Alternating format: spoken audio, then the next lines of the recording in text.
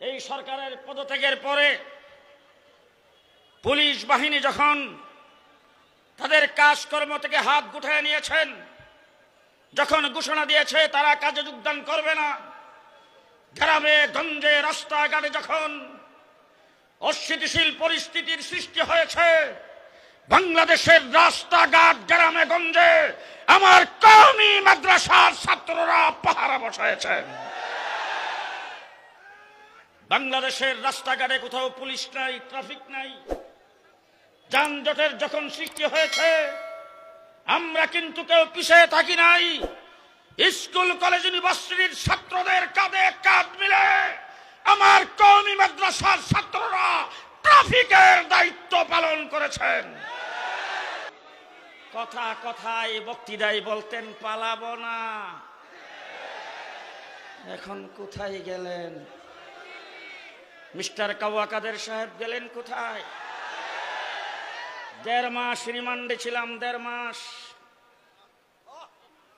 DB অফিসে 1.5 মাস রিমান্ডে ছিলাম।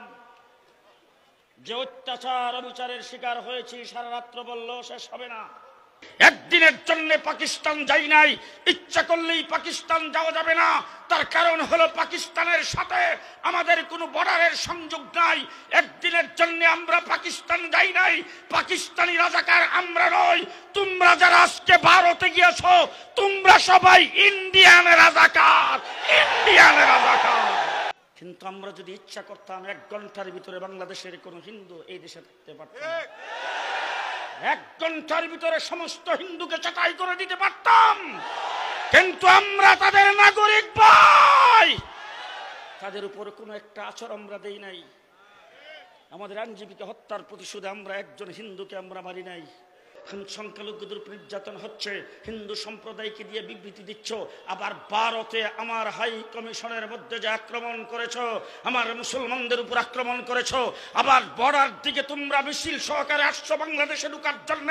পরিষ্কার ভাষায় বলতে চাই, ভারত আমাদের পার্শ্ববর্তী দেশ, আমরা বন্ধুত্ব রেখে চলতে চাই।